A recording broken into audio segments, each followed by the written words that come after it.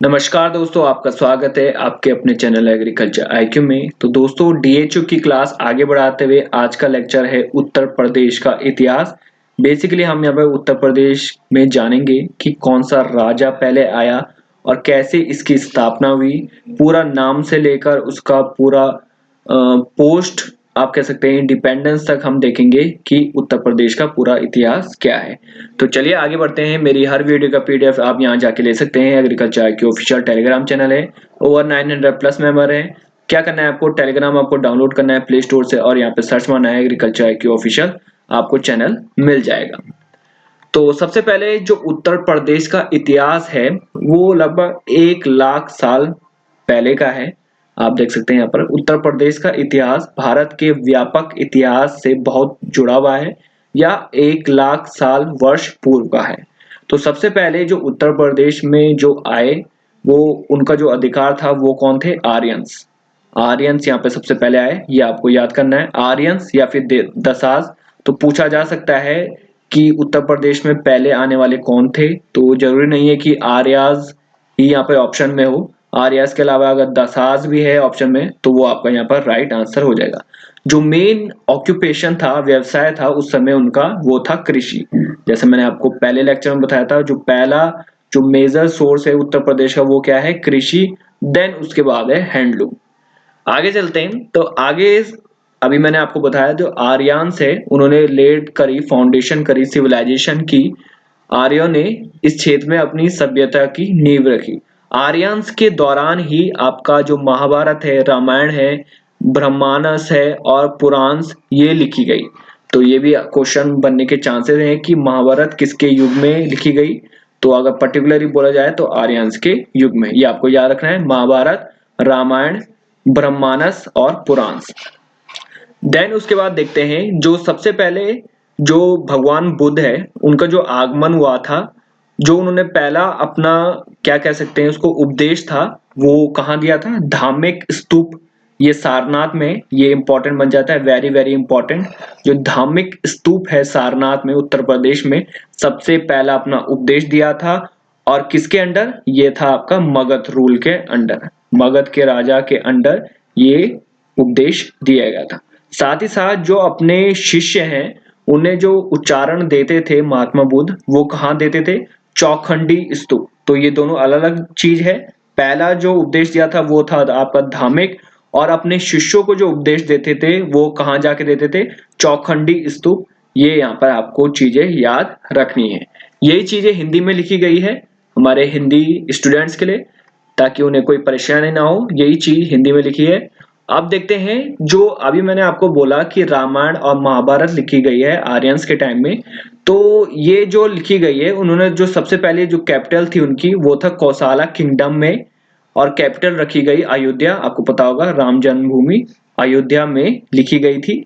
और साथ ही साथ महाभारत से जुड़े जो चीजें हैं वो आपको याद रखनी है, जैसे कि लॉर्ड कृष्णा का जो जन्म स्थान है वो है मथुरा, ये यूपी में है। और जो पूरी महाभारत गाथा है वो हस्तिनापुर में हुई थी। उसकी पूरी क्या कह सकते हैं आपको, जो संपूर्ण महाभारत गाथा है उत्तर प्रदेश के हस्तिनापुर क्षेत्र में स्थापित है। साथ ही साथ जो राजा युधिष्ठिर है उनके अधीन जो महाभारत युद्ध हुआ था उसका जो समापन है, जो समाप्त हुआ था, वो कुरु महाजनपद में हुआ था। ये भी आपको याद रखना है, चीजें इंपॉर्टेंट है। आप यहाँ पे मार्क कर सकते हैं, या फिर अगर आप सेपरेट कॉपी में लिख रहे हैं तो इसको आप यहाँ पे लिख सकते हैं कुरु महाजनपद। साथ ही साथ आर्यन के समय में 5 जन एक इंपॉर्टेंट चीज है। 5 जन एक क्लास है, यहाँ पे मैं लिख देता हूँ। आर्यंस के समय में पूछा जा सकता है कि इनमें से कौन सा 5 जन नहीं है। आर्यंस के समय में 5 मेजर क्लास होती थी, ये मैं लिख देता हूं आपके लिए। 5 मेजर क्लास। एक था आपका पेरू, देन है आपका थुरवासु, थुरवासु, देन है आपका वादु, देन है आपका अनु, और फिर है आपका ध्रुम। ये 5 क्लास हैं किसमें? 5 जन में। 5 जन कह सकते हैं आप, 5 जन।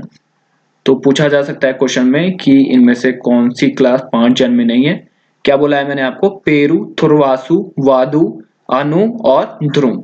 ये है आपके आर्यंस के अंदर। साथ ही साथ छठवीं शताब्दी में 16 महाजनपद थे। महाजनपद किसे बोलेंगे? किंगडम को बोलेंगे महाजनपद। तो छठी शताब्दी में 16 महाजनपद थे। आई थिंक ये क्वेश्चन पहले भी आया था, मैं श्योर करके बता दूंगा आपको। ये क्वेश्चन पहले भी आया था कि छठी शताब्दी में कितने महाजनपद थे, तो वो थे आपके 16। इसमें आपको एक चीज याद रखनी है कि उस समय जो महाजनपद थे सभी को याद नहीं करना है, 3 मैं ऐसे बताऊंगा जो इंपॉर्टेंट हो जाते हैं, उनकी कैपिटल इंपॉर्टेंट हो जाती है। एक है आपका कोसी, इसकी कैपिटल है आपका वाराणसी, और है आपका फिर वाट्स, इसकी है आपकी कौशंबी, कौशंबी कह सकते हैं। देन है आपका कौशाल, इसकी कैपिटल है आपकी साकेत, या फिर आप कह सकते हैं श्रावस्ती, श्रावस्ती।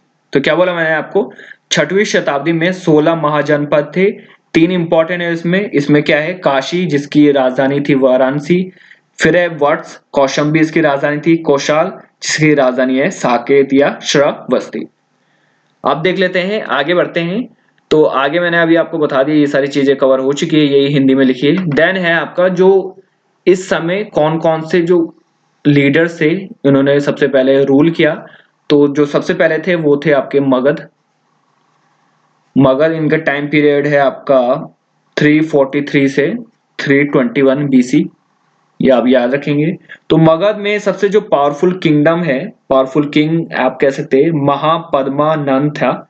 महापद्मानंद ये बहुत ही बड़ा ग्रेटेस्ट नंद लीडर था, और जो मगध को कहा जाता है बहुत ही ज्यादा ताकतवर ये साम्राज्य था। अलेक्जेंडर इन्हीं के समय आया था, अलेक्जेंडर का जो इन्वेड हुआ था इन्हीं के समय आया था। कब आया था वो आया था आपका 326 बीसी में, ये भी आपको याद रखना है। अलेक्जेंडर कब आया था? 326 बीसी में। अब देखते हैं यहाँ पे जो सारे एम्पायर हैं, पहले सबसे पहले मौर्य आए थे, कुशन, गुप्तास, कनौज, गुर्जारा, और फिर दिल्ली सल्तनत सबसे पॉपुलर है ये और सबसे बड़ा आप कह सकते हैं। तो मौर्य का जो टाइम पीरियड है वो है 320 से 200 बीसी का। 100 से 250 एडी का है आपका कौशान। गुप्तास का है 350 से 600। कनौज का है 590 से 647, और गुर्जरा का है 650 से 1036, और 1206 से 1320 में दिल्ली सल्तनत है। इसमें आपको सारी चीजें आपको याद नहीं रखनी है, बस आपको ये याद रखना है कि जो हर एम्पायर है, जैसे मौर्य का हो गया, कौशान का हो गया, इसमें जो पहला लीडर कौन था और लास्ट लीडर कौन था, ये पहले भी क्वेश्चन पूछे जा चुके हैं, ये आपको याद रखना है।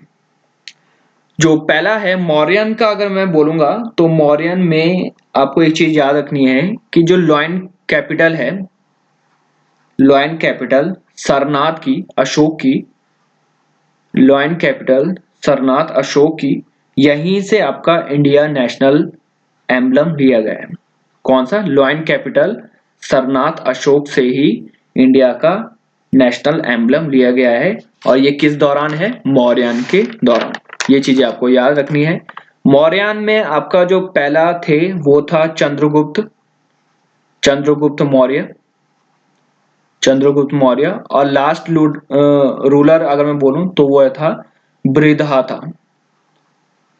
बृहद्रथ।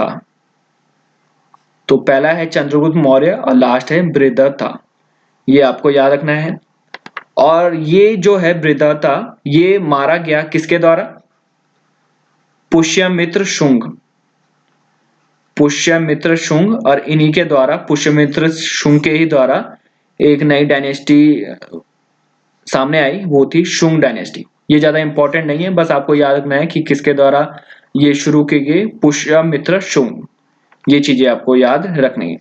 साथ ही साथ गुप्ताज में आपको एक और चीज याद रखनी है कि जो चंडेला है, चंडेला, इन्हीं के द्वारा खुजारो टेम्पल, खुजराव टेम्पल बनाया गया, खुजराव टेम्पल चंडेला के द्वारा। और ये चंडेला किस टाइम पीरियड के थे? ये थे गुप्ताज के। साथ ही साथ चांदवार का युद्ध हुआ था, चांदवार का युद्ध, ये आपको याद रखना है, चांदवार का युद्ध, जिसमें कि जयचंद मारा गया, किसके द्वारा? मोहम्मद गौरी के, मोहम्मद गौरी के द्वारा मारा गया जयचंद चांदवार का युद्ध। तो इतनी चीजें आपको याद रखनी है इससे, बाकी जो इंपॉर्टेंट होगा वो लास्ट मिनट नोट्स में मैं ऐड ऑन कर दूंगा। तो आगे देखते हैं इसमें क्या हुआ था। तो आगे ये आई एम श्योर आपको पता होगा, अगर नहीं भी पता होगा तो मैं बता देता हूँ कि बाबर ने सबसे पहले ये इब्राहिम लोदी को हराया और उसके बाद मुगल एम्पायर का इन्होंने गठन किया, या फिर आप कह सकते हैं स्थापना, जो कि अफगानिस्तान से बांग्लादेश की तरफ पूरी पावर लाए करती है उत्तर प्रदेश में। साथ ही साथ इसमें जो मेजर मेजर चीज है वो आपको ध्यान में देनी है, जैसे कि अकबर के शासनकाल को, ये इंपॉर्टेंट बन जाता है, अकबर के शासनकाल को क्या बोला है, सांस्कृतिक और कला विकास के शासनकाल के रूप में माना जाता है। क्वेश्चन सीधे सीधे बन सकता है डायरेक्ट कि किसके शासनकाल को सांस्कृतिक और कला विकास के शासनकाल के रूप में माना जाता है, तो वो थे आपके अकबर। साथ ही साथ पानीपत की जो दूसरी लड़ाई में मुगल वंश अकबर के सबसे प्रमुख राजा को जब्त कर लिया गया। हेमू से सत्ता हासिल की और आगरा को अपनी राजधानी के पास फतेहपुर सिकरी बनाया। ये चीजें आपको याद रखनी है, इंपॉर्टेंट है कि राजधानी इसको किसको राजधानी के रूप में माना गया, आगरा को, जो फतेहपुर सिकरी वहां पे आगरा को अपनी राजधानी के पास फतेहपुर सिकरी बनाया गया। ये चीजें आपको याद रखनी है। बाकी एज इट इज इसमें और कुछ इंपॉर्टेंट है नहीं, ये आप पढ़ सकते हैं। अब देखते हैं इंपॉर्टेंट कि उत्तर प्रदेश का जो पुनर्गठन और नाम परिवर्तन, यहां से सीधे सीधे क्वेश्चन आ सकता है, ये आपको याद रखना है। तो सबसे पहले जो 1834 में उत्तर प्रदेश को क्या कहा गया, Agra presidency, Agra presidency. Then इसको कहा गया, क्या कहा गया, 1836 में इसको कहा गया उत्तरी पश्चिमी प्रांत, उत्तरी पश्चिमी प्रांत। देन है आपका 1858 में इसको अवध कहा गया, अवध कहा गया। देन है इसको 1902 में कहा गया आगरा और अवध का संयुक्त प्रांत, आगरा और अवध का संयुक्त प्रांत। देन इसको लास्ट में कहा गया 24 जनवरी 1950 में इसको उत्तर प्रदेश के नाम से जाना गया। तो इतनी चीजें आपको याद रखनी है। अब आपको ये होगा कि ऑप्शन में आखिर आएगा क्या, तो पूछा जा सकता है कि old name of Uttar Pradesh, इनमें से या तो एक ऑप्शन दे देगा या फिर कहा जाएगा कि 1834 में उत्तर प्रदेश का पुराना नाम क्या था, तो वो आपको देखना है। इसलिए आपको पूरी चीज आपको याद रखनी है, आगरा प्रेसिडेंसी, उत्तरी पश्चिमी प्रांत, अवध, आगरा और अवध का संयुक्त प्रांत, और देन आपका उत्तर प्रदेश। साथ ही साथ कुछ चीजें आपको ये याद रखनी है कि जो मेजर रूलर्स थे, आप कह सकते हैं मेजर रूलर उत्तर प्रदेश से जुड़े हुए को कौन कौन थे तो वो मैं अभी आपको बता देता हूं कि सबसे पहले जीबी पंत, ये थे हमारे जीबी पंत, ये जुड़े हैं उत्तर प्रदेश से। और मोतीलाल नेहरू, मोतीलाल नेहरू भी उत्तर प्रदेश से जुड़े हैं। साथ ही साथ जवाहरलाल नेहरू, आपका मदन मोहन मालवीय, ये पहले भी क्वेश्चन पूछा गया है कि इनमें से कौन से फ्रीडम फाइटर उत्तर प्रदेश से हैं या फिर नहीं, तो ये चीजें आपको याद रखनी है। मदन मोहन मालवीय, ये सारे उत्तर प्रदेश से जुड़े हुए हैं। साथ ही साथ जो पहली गवर्नर थी उत्तर प्रदेश की वो कौन थी, Sarojini Naidu, Nightingale of India जिसे कहते हैं, नाइटिंगेल ऑफ इंडिया। तो पहली गवर्नर हो गया आपकी सरोजनी नायडू, और जो मैंने फ्रीडम फाइटर आपको बताए वो थे मोतीलाल नेहरू, जवाहरलाल नेहरू, जीबी पंत, मदन मोहन मालवीय, ये सारे उत्तर प्रदेश से जुड़े हुए थे। तो यहाँ पे आपका हिस्ट्री से जो सारे क्वेश्चंस और जो सारा सिलेबस था वो मैंने कवर कर लिया है, इससे आगे क्वेश्चन नहीं बनेंगे। तो ये था आपका history of Uttar Pradesh, I think मैंने सारा क्लियर कर दिया है। तो कोई भी अगर डाउट होगा आपका या फिर कुछ चीज अगर गलत होगी तो नीचे आप कमेंट में बता सकते हैं, मैं उसको रेक्टिफाई कर लूंगा। आज के लिए इतना ही। Thanks for listening and have a great day.